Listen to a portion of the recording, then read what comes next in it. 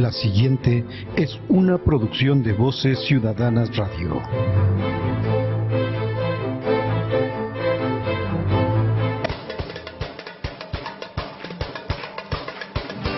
No dejes que el miedo mate tus sueños.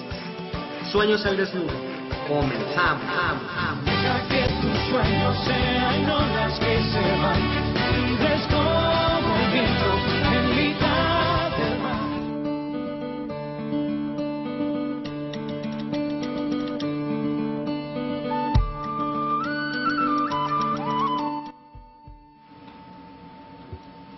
Muy buenas tardes, amigos y amigos. Esto es Sueños al Desnudo. Hola, Julián, buenas tardes. Hola, buenas tardes. Les damos la bienvenida una vez más. Pues, ¿qué nos traes ahora, Julián? ¿Qué poema? ¿Con cuál empezamos hoy? De Elías Nandino, un poeta mayor de Jalisco, ya fallecido, médico y poeta, amigo de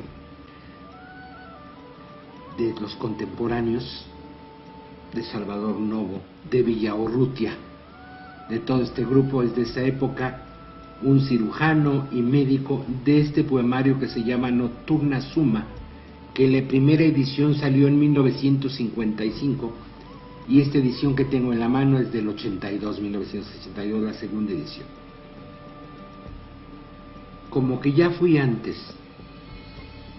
como que un día, en alguna otra parte, en otro sitio, o quizá en otro mundo, tuve existencia en diferente cuerpo, con otro nombre y con la misma angustia, pero estoy seguro que fui como siento que soy, como ahora, sin equivocarme me defino en este cuerpo que identifican mis sentidos.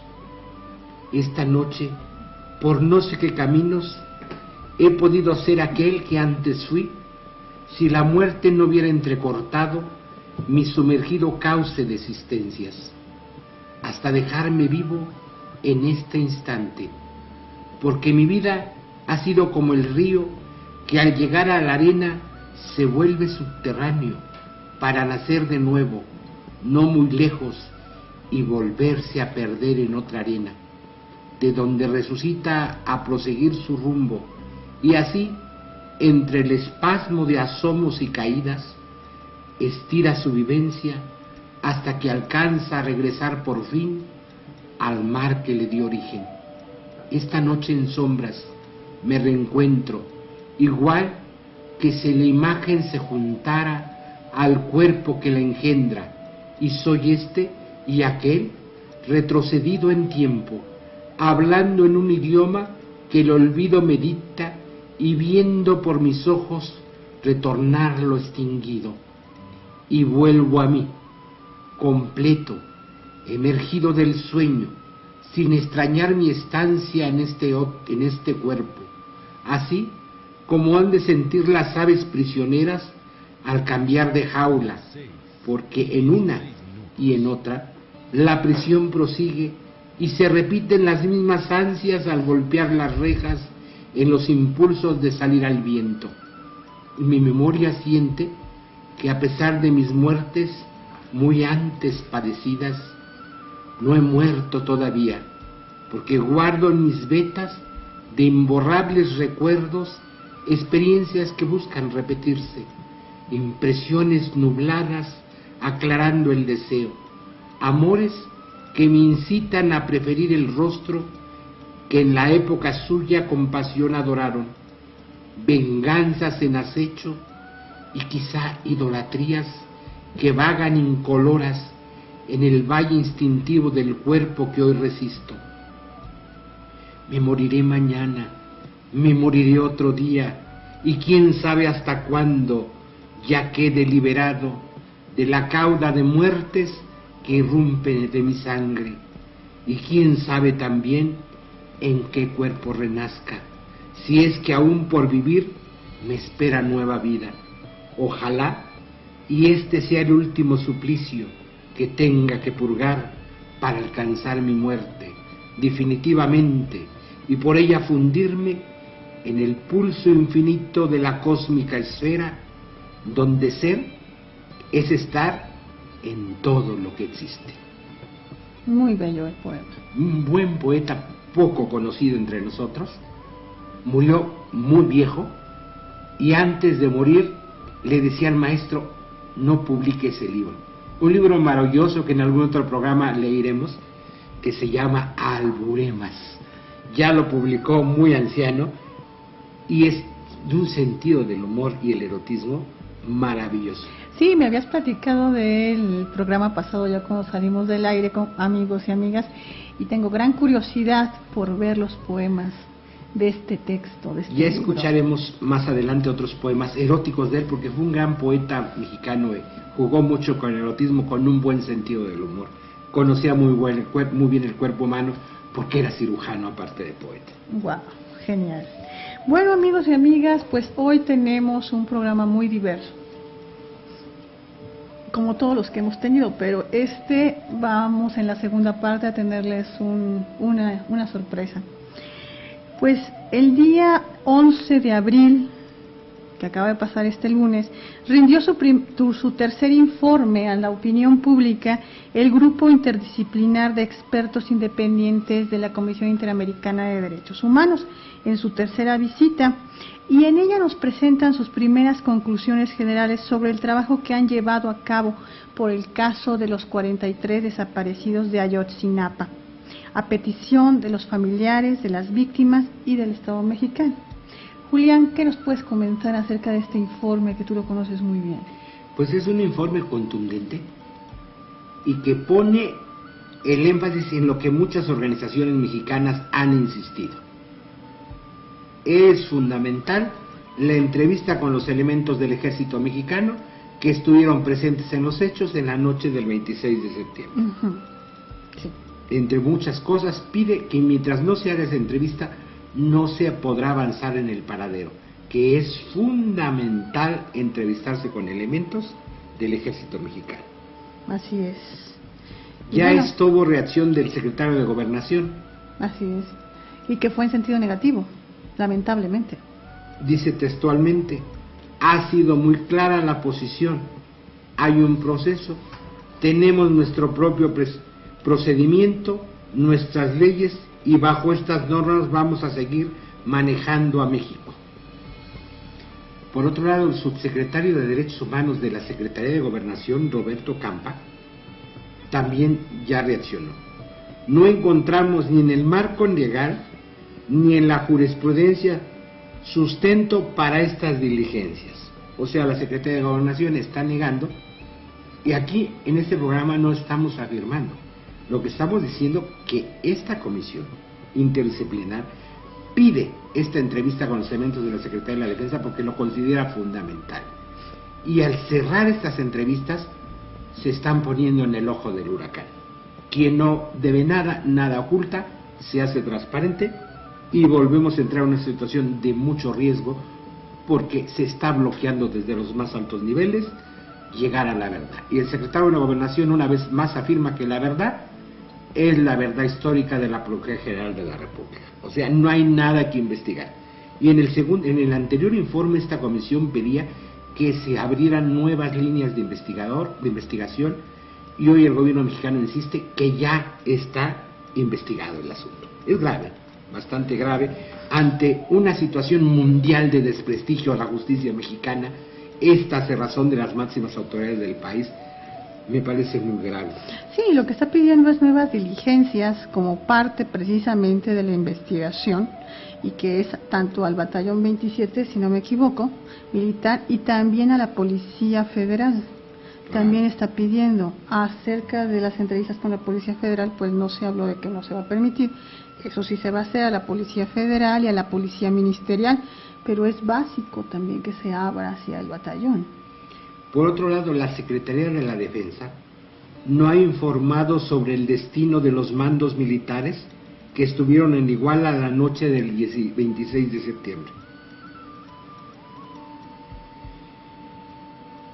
El general Alejandro Saavedra Hernández en ese momento era comandante de la 35ª Zona Militar, que esta zona militar es a la que pertenece el 27º Batallón de Infantería de Iguala. Sí. O sea, no estaba al frente de este batallón, este general, pero era el comandante de esta zona militar. Y obviamente si hay alguien que tiene que responder en la Secretaría de la Defensa es este general. Pero por desgracia otro hecho. Este general fue ascendido en noviembre de 2014 a general de división, o sea, intocable. Y es grave que bajo estos cuestionamientos en noviembre se haya cometido este ascenso. Decimos los hechos. Esto es grave porque estaba quien era responsable de esta situación en el estado de Guerrero, el comandante de esta zona. Y entonces, después de ser ascendido en noviembre a general de división, fue nombrado comandante de la 9ª Región Militar con sede en Acapulco. Por otro lado, el comandante del 27º Batallón de Infantería era el coronel José Rodríguez Pérez. Este coronel, durante la agresión, estaba en una fiesta. ¿Con quién creen? Con el presidente municipal de Iguala. Y no ha sido investigado, no ha declarado. Y si alguien era responsable de lo que pasaba con este batallón, este era coronel que se encontraba en esos momentos en una fiesta con el famoso Abarca. ¡Qué barbaridad! Esto parece de chiste, pero es realidad. La información con que contamos, el 27º Batallón de Infantería de Iguala consta de 564 elementos, de los cuales son 5 jefes, 43 oficiales, y el informe dice que de los 564 elementos de este batallón, esa noche solamente estaban operativos 21 elementos, que todos los demás estaban francos. O sea, 543 el batallón estaban francos. Por otro lado, hay acusaciones no probadas, insistimos, sobre el teniente Vicente Barbosa y sobre el capitán Miguel Crespo, que son miembros de este batallón, en mantas de la delincuencia organizada, que ellos tuvieron que ver con este asunto. Hay que investigar, no estamos afirmando porque viene de la delincuencia organizada esas mantas, tampoco viene de gente ilustrada e ilustrísima, sino viene de la delincuencia, pero sí hay que hacer una investigación porque hay elementos directos contra estos elementos. Y ahora que se cierra la puerta, decir, no estamos afirmando, insiste, que está probado, no hay nada probado. Hay que investigar. Lo que se pide es investigar.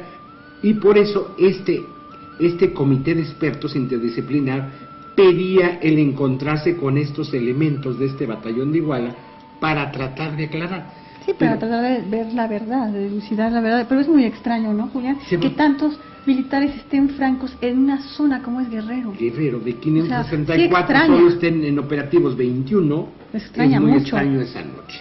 Sí, es muy extraño. Y bueno, también hay una cosa muy importante que a mí me parece que tenemos que mencionar de los datos que tenemos aquí, Julián y yo, es la investigación. En la investigación es lo que está pidiendo a los expertos, es que se evite la fragmentación de la investigación. ¿Qué significa esto? Que después de un examen de la investigación hay una preocupación muy grande por la dispersión de tantos procesos como es la consignación de los presuntos responsables vinculados al caso, ya que hay más de 13 causas penales en 6 juzgados en distintas ciudades del país. Eso es gravísimo. Matamoros, Iguala, Cuernavaca, Toluca y Jalisco. Está disgregado todo el asunto. Así es. En tanto que los presuntos responsables se encuentran en prisiones de otras ciudades como es en Tepic, Jalisco y el Altiplano. Y lo que sugiere el grupo de expertos es que signifique la investigación para que no se pierda la visión integral de los hechos, que es fundamental, para que no se dificulte el encuentro entre los consignados, los familiares y sus representantes legales, para acotar las distancias y facilitar el acceso de las víctimas a la justicia, evitar situaciones de inseguridad y asegurar que haya un adecuado acercamiento al proceso.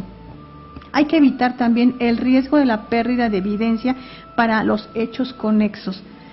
Esta dispersión y esta fragmentación pues me parece muy grave, Julián. Claro, lo que nos está diciendo que no se han seguido las causas internacionales para la investigación. Y seguimos insistiendo que la verdad histórica de la Procuraduría no se le ha hecho caso a esta comisión, a los anteriores informes, todo termina en un asunto protocolario que nos dice que sí se está atendiendo, tomando en cuenta, pero se dejan en vacío sus líneas de investigación. Sí, y aquí lo están diciendo ellos mismos, porque lo que se requiere, la conclusión es que se requiere una acumulación procesal para la investigación y juzgar de manera integral los hechos de Ayotzinapa y poder llegar a la verdad con justicia y llegar a la justicia. Pareciera ser que es lo que no se quiere, llegar a la verdad. Se asume que la verdad ya es y que no hay otro camino y todo lo que venga de afuera no tiene sentido. ¿Sí? ¿Dónde está la reforma del 2011 a todo el derecho internacional de los derechos humanos, cuando en el país nos seguimos riendo del derecho internacional de los derechos humanos? Fue claro el secretario de Gobernación: tenemos nuestros propios procedimientos y bajo estas normas vamos a seguir manejando a México. Pues lo están haciendo muy mal, señor secretario de Gobernación. Lo están haciendo pésimamente en tema de los derechos humanos. Somos un desprestigio internacional que no se haya podido hacer una investigación seria, objetiva, profesional, para aclarar la verdad que sea. Integral, que es muy importante que ellos lo están diciendo. Y otro tema y también importante, que lo tienen que tomar en cuenta las autoridades y que es fundamental también, es la atención a las víctimas. Estoy hablando de los padres y de las madres, las esposas, los familiares de los desaparecidos. Y aquí, en este informe, varias de las cosas que nos están diciendo los expertos es que se debería de tener un mapeo completo de las víctimas del caso, que no se ha realizado a 7 meses de los hechos. Dar paso progresivamente para acercar a las víctimas y familiares para generar confianza, porque es lo que no hay confianza. Y hacer una propuesta de atención a víctimas e informarles de sus derechos de forma personalizada. Y esta atención a víctimas también tiene que ser integral, multidisciplinaria, porque ellos son los que están aquí y ellos son los que están exigiendo justicia, y también hay un gran desgaste de las familias y un gran dolor que cómo se está manejando. Por supuesto, desgaste en sentido psicológico, las presiones familiares, económicas. Su vida ha cambiado de estas personas. Completamente. Y bueno, esto es lo que queríamos ponerlos a ustedes en el contexto y tenerlos al tanto de lo que está pasando con el caso de los 43 desaparecidos de Ayotzinapa, que no son los únicos y que hay muchísimos más desaparecidos en todo este país. Cientos, con la fama internacional, con la presión internacional, no se avanza en la investigación. Imaginemos los miles de casos de otros desaparecidos que son anónimos en el país, que esto es gravísimo. 43 es un número simbólico de 26,000 desaparecidos. Esto es grave en un país donde tengamos 26,000 personas de las que no sabemos de ellas, y que las autoridades, durmiendo bien, gracias en este aspecto. Su responsabilidad es un derecho humano, el derecho a la seguridad. Así es. Amigos, en un momento estamos con ustedes. Esto es Sueños al Desnudo.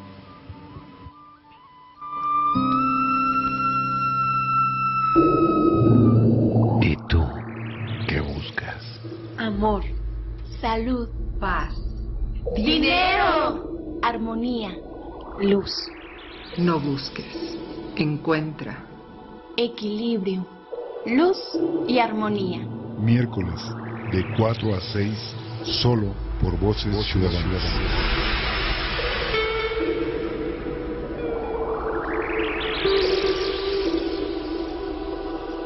Son las 6:32.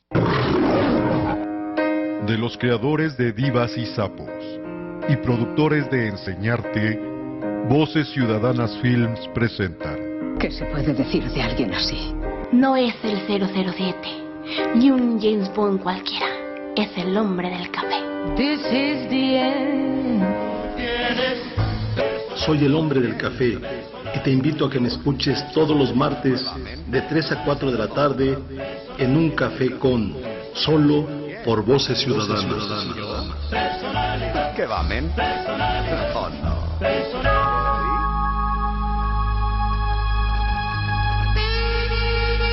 Hola, soy Yvonne Jolín y te invito a escuchar Voces Ciudadanas.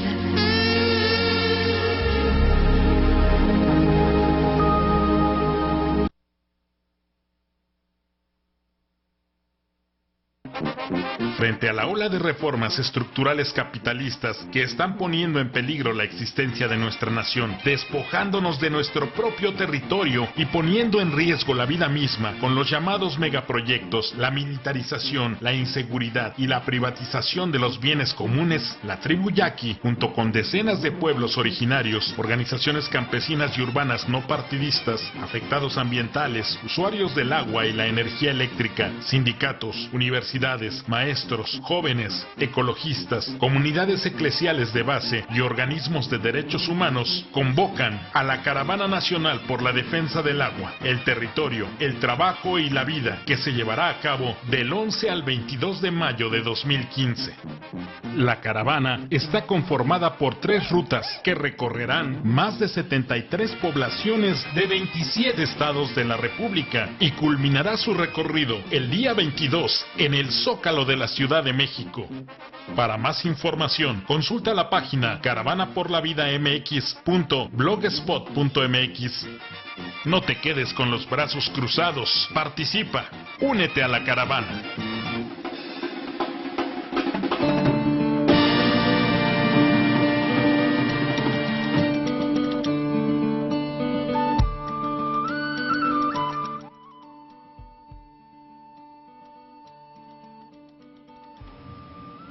Muy buenas tardes, amigos y amigas. Esto es Sueños al Desnudo. Estamos de regreso. Julián, ¿qué otro poema nos vas a decir ahorita? Porque yo sí quiero mis poemas, en los 3 bloques. De otro poemario, uno que se llama Sonetos, de Elías Nandino. Si de tanto mirarte solo miro a ti, que por mirarte nada veo, porque tienes la forma en que recreo el anhelo que nace en mi suspiro. Nada tiene color de lo que admiro, porque toda razón de mi deseo eres tú, mundo y cielo que poseo, y de tanto mirarte ya deliro. Mis ojos, por tu luz encadenados, no es posible que miren a otra parte, sin mirar tu presencia en todos lados. Y es tanto lo que gozo al contemplarte, que quisiera 1000 ojos insaciados para aumentar la fuerza de mirarte. Precioso. Bello soneto de Elías Nandino, un hombre enamorado. ¿Y de qué editorial es Hay varias ediciones, este sí es una edición viejita, de la editorial Catún, Ediciones Catún. Catún. ¿Y se puede encontrar o sí. libros? Elías Nandino, sonetos. Muy bien. Pues se los recomendamos, amigos, porque yo saliendo de aquí yo sí me voy a ir a comprar este libro, y también voy a buscar los otros. Bueno, amigos, ustedes acaban de oír ahorita un audio precisamente sobre la caravana que la tribu Yaqui, quien tiene una autoridad moral, pues ha convocado a esta caravana y que salió el día 11 de este mes. ¿Y para qué se hace esta caravana? Pues se hace para hacer frente a la ola de reformas estructurales que han venido a poner en riesgo la existencia de nuestra nación, despojando a los pueblos originarios de su propio territorio y poniendo en riesgo la vida misma, con los llamados megaproyectos, la militarización, la inseguridad y la privatización de los bienes comunes.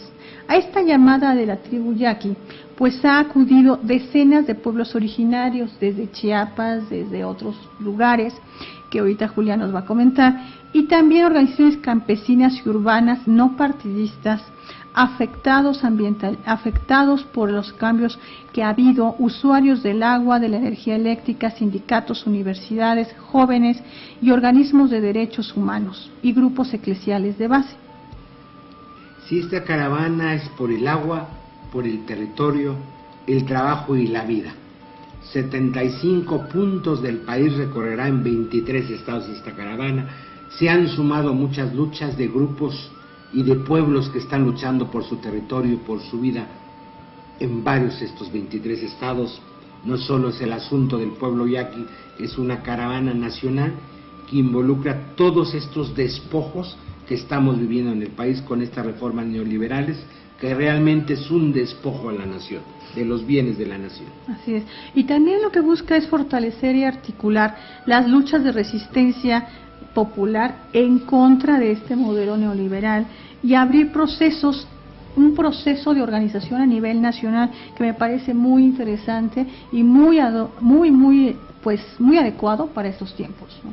Sí, y dentro de estos procesos, pues cada quien se moviliza a su manera, y esta caravana es importante que se sume usted desde su pueblo, desde su comunidad, desde su organización, desde sus proyectos alternativos son asumidos, y en estos días también parte de estas luchas en Oventic y en San Cristóbal, a convocación del Ejército Zapatista de Liberación Nacional, se tuvo una reunión precisamente contra todas esas reformas que son parte del neoliberalismo, contra la hidra, las 1000 cabezas de este capitalismo neoliberal.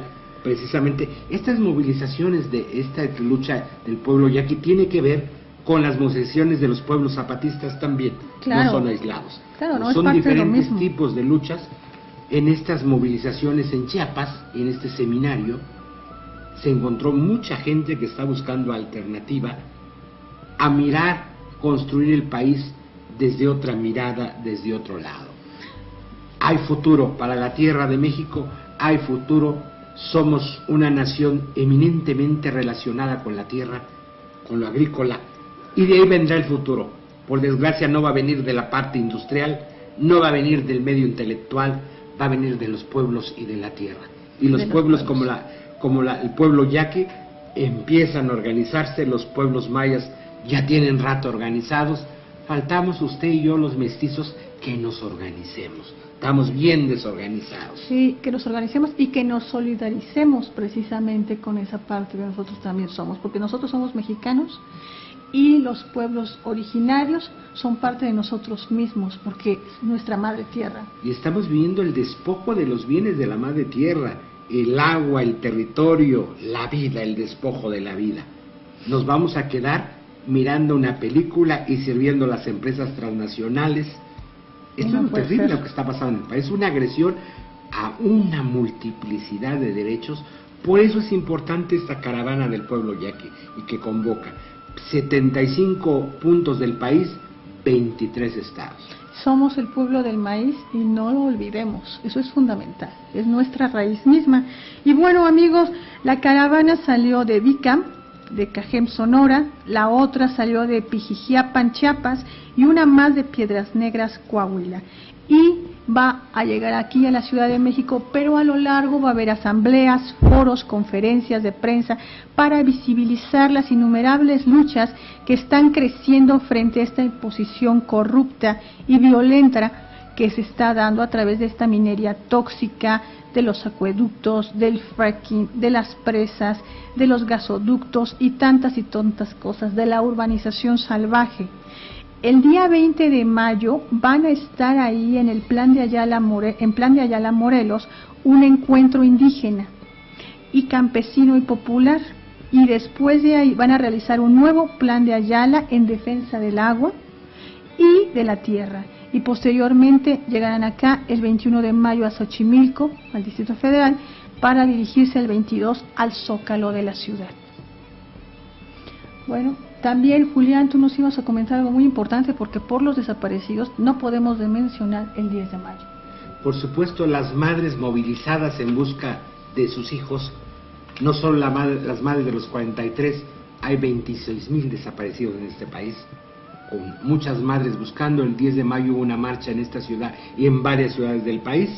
No es día de festejo para muchas madres, es de búsqueda. Nuestra solidaridad, nuestro apoyo con esas madres, así es, en esa búsqueda de sus hijos y sus hijas. Y este canal está abierto para todos aquellos que quieran venir aquí a denunciar, a hablar sobre estas iniciativas que son tan importantes para la organización y la salvación de la tierra, del agua en nuestro país. Amigos, esto es Sueños al Desnudo. En un momento estamos con ustedes.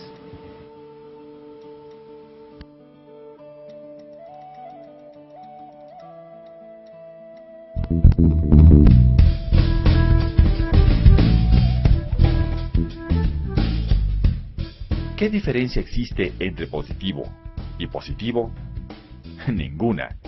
A menos que exista discriminación o se vulneren los derechos de las personas que viven con VIH, en cuyo caso, en el Consultorio Virtual en Derechos Humanos Arturo Díaz Betancourt, podemos orientarte y darte acompañamiento en tu queja. Si vives con VIH o perteneces a la diversidad sexual, acércate a nosotros ante cualquier situación de discriminación o violación de tus derechos. Solo entra a www.letras-ddhh.com. Registra tus datos y cuéntanos tu caso. Nuestros servicios son gratuitos y confidenciales.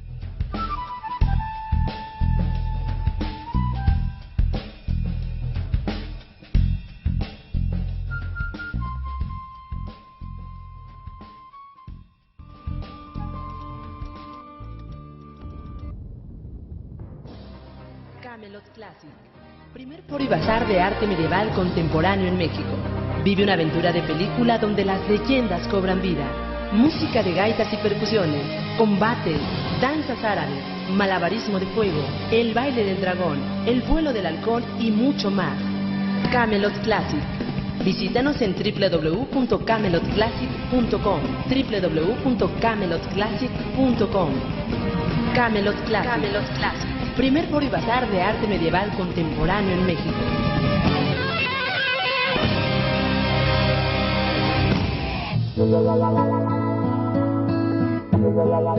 Está sintonizando Voces Ciudadanas en lo más alto de la web.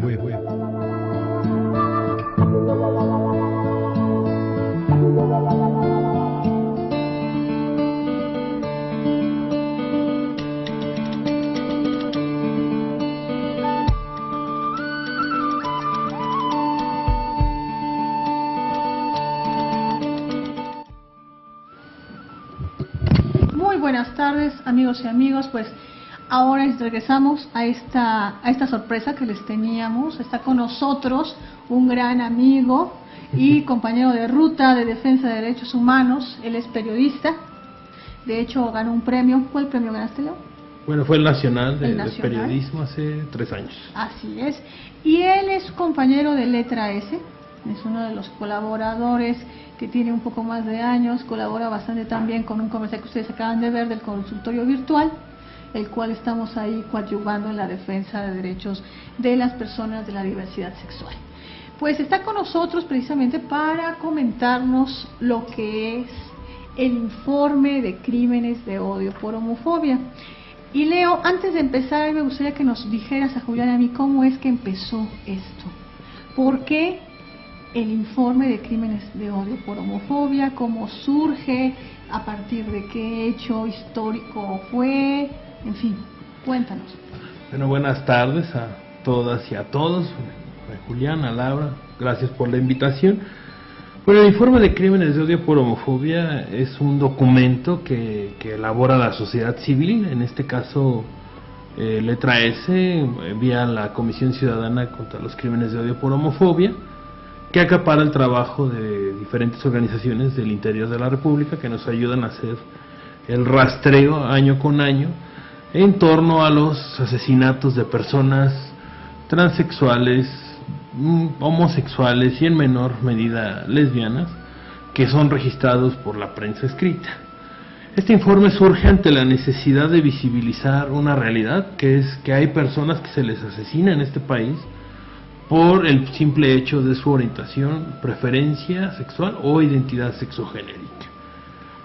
Y surge a raíz de un hecho lamentable que ocurrió en 1992 con el asesinato de Francisco Estrada Valle, un activista en materia de VIH y defensa de los derechos de la comunidad de la diversidad sexual, que bueno, fue asesinado junto con otras dos personas también homosexuales, y a los cuales se les determinó que pues por ser homosexuales pues seguramente era un crimen de corte pasional, ¿no? Que aquí lo que había ocurrido es que como las personas homosexuales pues son muy pasionales, pues probablemente al calor de sus pasiones pues terminaron asesinándose entre ellos, ¿no?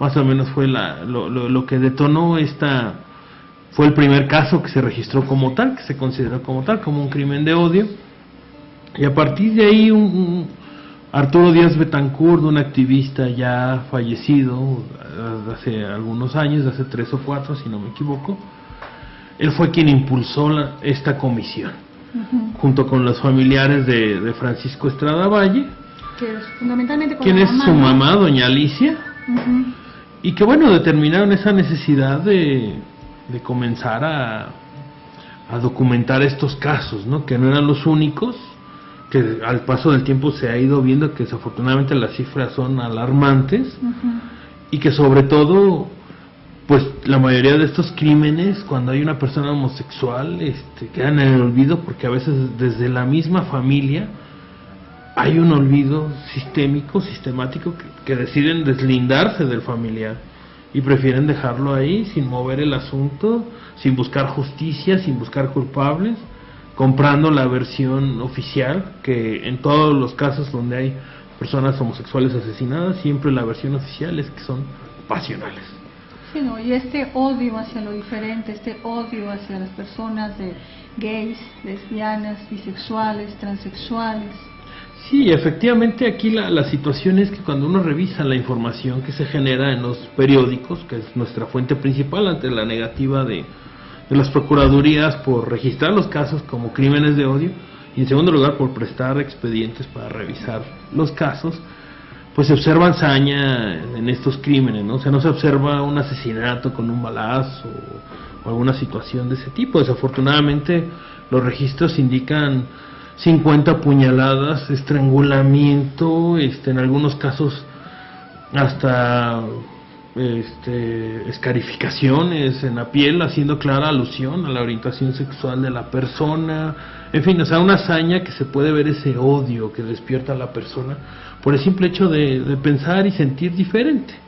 Y eso es lo que la Comisión Ciudadana ya casi cumple 20 años de estar registrando estos lamentables sucesos, y que a la vez, bueno, tiene la finalidad de visibilizar todavía la homofobia, transfobia, lesbofobia y bifobia que hay en nuestro país, y eso fue pues lo que este año se volvió a hacer énfasis, ¿no? Lo consideramos necesario porque si no se visibiliza esta violencia extrema que hay hacia este sector de la población, pues efectivamente la seguimos permitiendo con nuestro silencio. Sí, así es. Y este informe viene muy en estas fechas, porque recordemos a nuestra audición que el 17 de mayo es el Día Internacional contra la Homofobia, y este informe precisamente de crímenes por homofobia tiene que ver con todo el asunto de discriminación. México, Centroamérica, parte de América Latina, somos sociedades muy llenos de fobias en este aspecto, y el asunto de orientación sexual es básico. Tenemos muchas situaciones muy difíciles, entonces bienvenido a este informe. Así es, y además, bueno, es cierto, este domingo se celebra el Día Internacional contra la Homofobia, y costó mucho trabajo que se hiciera el Día Nacional contra la Homofobia en México. Y uno de los propulsores para que esta iniciativa se diera y para que fuera un día nacional, pues fue el doctor Jorge Saavedra, que como ustedes saben, amigos, pues estuvo aquí con nosotros hace poco. Y ahorita está con nosotros también, pero vía telefónica. Hola Jorge, ¿cómo estás? Hola, ¿qué tal? ¿Cómo están? Muchas gracias por la oportunidad de hablar con su audiencia. Gracias, pues Julián y yo te lo agradecemos, y pues aquí está Leo, que tú lo conoces también de Letra S. Y me gustaría, Jorge, por favor, que nos comentaras cómo fue precisamente este arduo proceso, y bastante largo, para que tuviéramos hoy la celebración precisamente, que no hay nada que celebrar, por supuesto, pero es el Día Nacional contra la Homofobia, para que fue una realidad aquí en México. Bueno, como seguramente ya comentaron, este Día Internacional contra la Homofobia tiene relación con una decisión de una institución de salud, con un organismo internacional de salud como es la Organización Mundial de la Salud.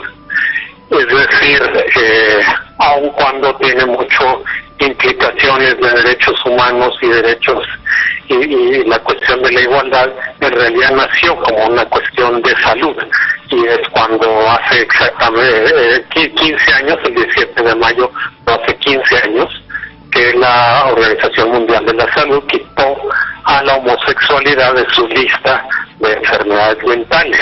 Es decir, ya nada más la considero una variante de la sexualidad humana, ya no una enfermedad.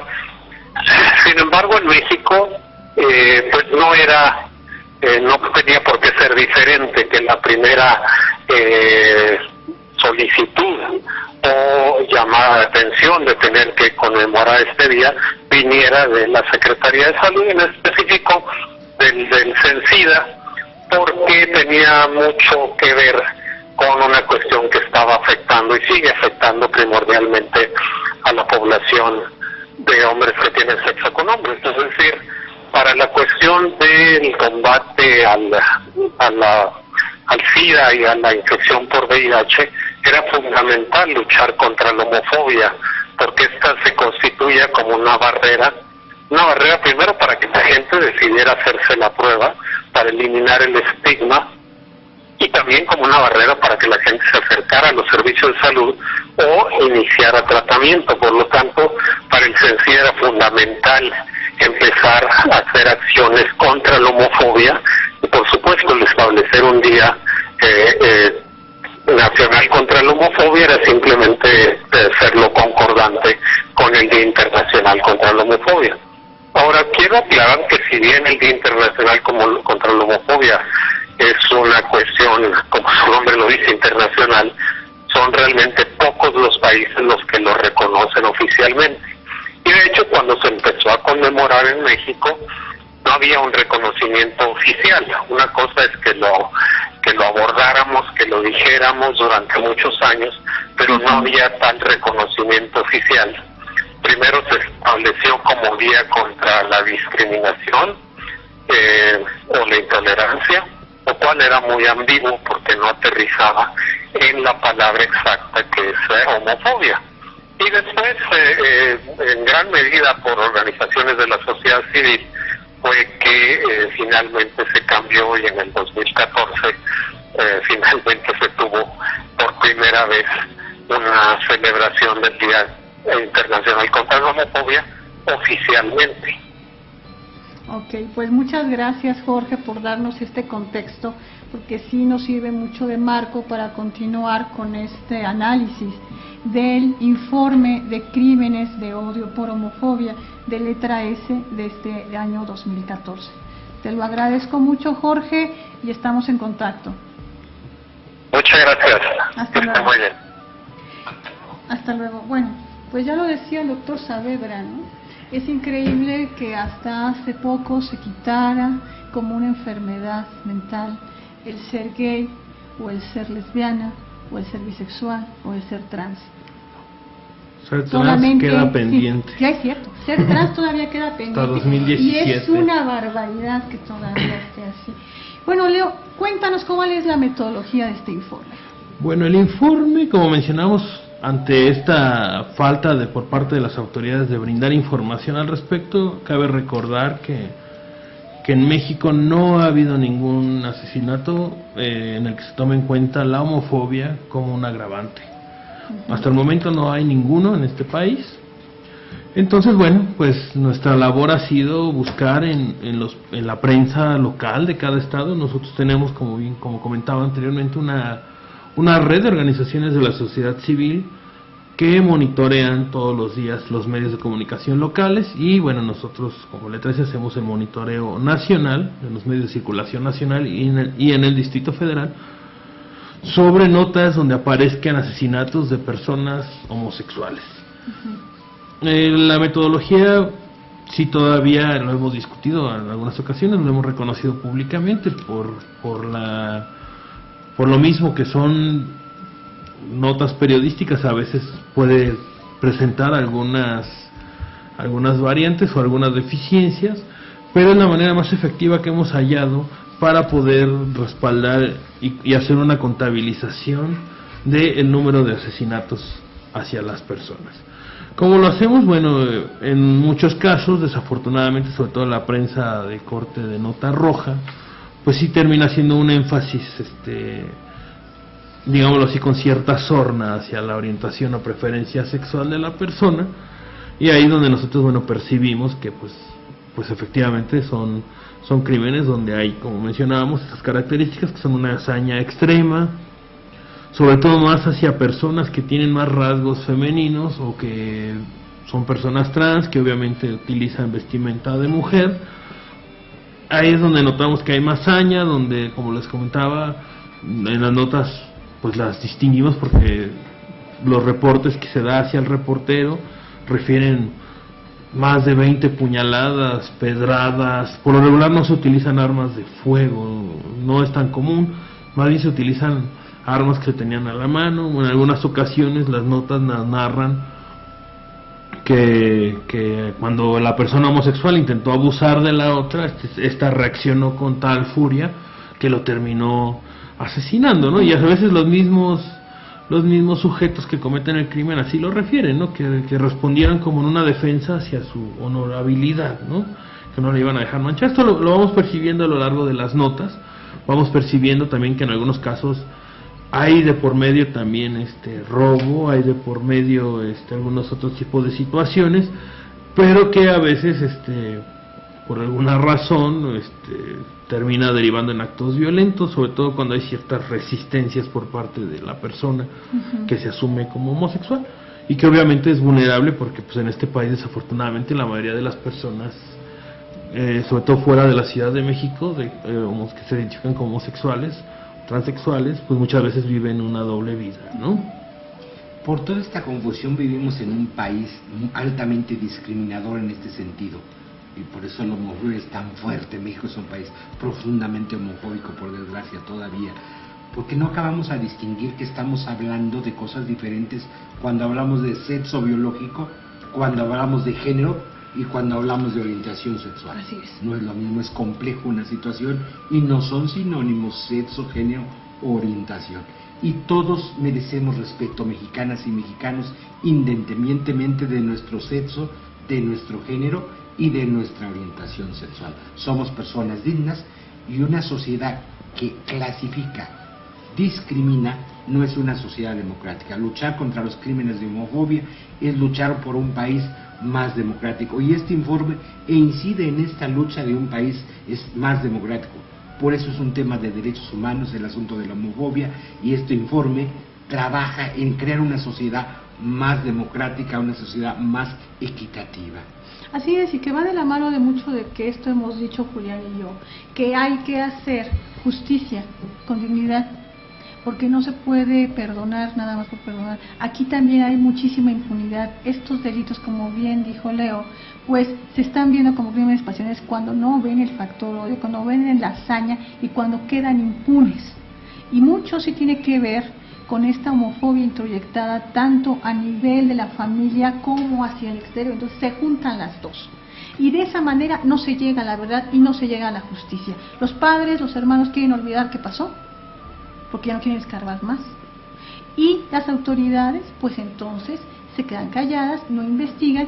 Y algo que no me sorprende, desgraciadamente, y que menciona este informe, son los homicidios por identidad de género, que las mujeres lesbianas en este contexto son muy pocas, pero son porque están invisibilizadas. Claro. Lo mismo ocurre con los feminicidios, también hay un odio, ¿no?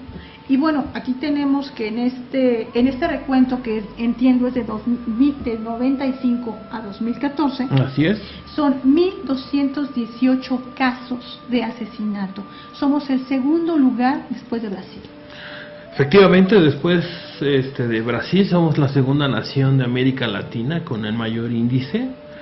¿Cuál es nuestro criterio? Efectivamente, la contabilidad en diferentes países de la región es escasa, incluso en países del llamado primer mundo. Y bueno, pues esto también Arturo Díaz Betancourt bien mencionaba que esta cifra tal vez podría triplicarse. Claro. Porque estamos hablando de lo que podemos rastrear a través de la prensa escrita. Sin embargo, hay crímenes que estamos ciertos de que no se registran y que probablemente hayan quedado en la oscuridad, en la ignominia y en el silencio. Entonces, bueno, pues podríamos hablar tal vez de una cifra mayor a 3.000 crímenes de odio por homofobia en México en los últimos 20 años. Cifra que creo que nos deja bastante que reflexionar para el próximo domingo. Es terrible, ¿no? Y bueno, mujeres, dice este informe, son 16, hombres 976 y población trans, que son travestis, transgéneros y transexuales, 226. Julián. Sí, en este aspecto es grave todavía la situación. No son las cifras totales, como nos ha dicho Leo, por la misma familia que guarda silencio. La homofobia está introyectada dentro de las familias. Quienes son víctimas familiares de estos crímenes prefieren guardar silencio a escarbarle por él precisamente. Y sí, yo quiero saludar a todos en esta semana, mis amigos y mis amigas que han hecho luchas en muchos países de América Latina contra esta homofobia. Mis amigos y amigas homosexuales, lesbianas, bisexuales, todas las diversidades sexuales, que también luchar por estos temas es construir una sociedad más fraterna, insisto, y democrática.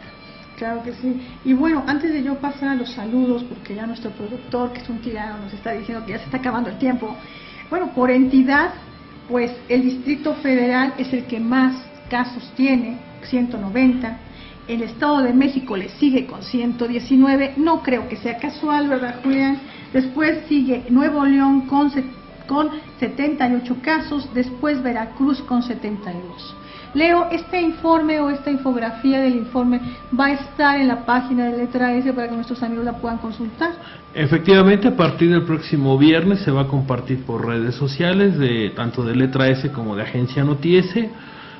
Va a quedar abierta al público, a quien la desee utilizar. Ya las cifras del informe están disponibles en www.notiese.org, ya se pueden descargar y son totalmente de libre acceso. Y bueno, antes de irnos, muchas gracias por escucharnos. A Mar Pacheco, Fercho Romero, Magdalena Martínez, Felipe Labastida, Mari Barrera, Mariana Bonita, Yolanda Luna, Lucy Hernández, Tanis Luna, Jorge Burgos, Alejandra González Flores, Javier Mendoza Garduño, Rafa Nieva, Cristina Jacob, Yana, Diana y Esmeralda Richie. Muchas gracias por escucharnos. Ellas ya son nuestras radioescuchas frecuentes. Norma Campuzano, Fabiola Ortega y José Ramón Mundo González. Muchas gracias, Mundo, por escucharnos. Esto ha sido Sueños al Desnudo. El tiempo es un tirano. Estamos con ustedes el próximo miércoles. Gracias, Leo. No, gracias. Y que no sea la ustedes. última vez. No, esperemos que estés más. Tenemos el compromiso de regresar. Ok, hasta luego. Somos nuestros rostros y nuestras sonrisas. Somos nuestras manos y el sudor de nuestra frente. Somos nuestros pasos. Somos nuestras huellas. Somos el camino que día con día recorremos. Somos todo lo aprendido y lo mucho que nos falta por aprender. Somos el lugar del cual venimos y esa ilusión de a dónde vamos. Somos nuestra voz y la necesidad de levantarla contra cualquier forma de injusticia. Somos nuestra dignidad. Somos el anhelo de vivir y la experiencia de lo ya vivido. Somos nuestro corazón y la decisión libre de compartir la vida con la gente que amamos. Somos nuestra alma y la firme creencia de que somos parte de algo más. Somos el planeta que habitamos, el oxígeno que respiramos. Somos cada árbol que plantamos. Somos nuestros sueños, nuestra imaginación. Somos esa esencia que convierte formas, sonidos y colores en inspiración. Somos esperanza. Somos ilusión. Somos únicos y somos iguales. Somos humanos y tenemos derechos que protegen lo que somos.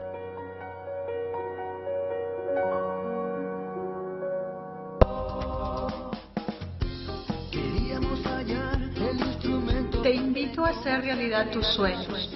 Te espero en el próximo programa. Solo por Voces Ciudadanas.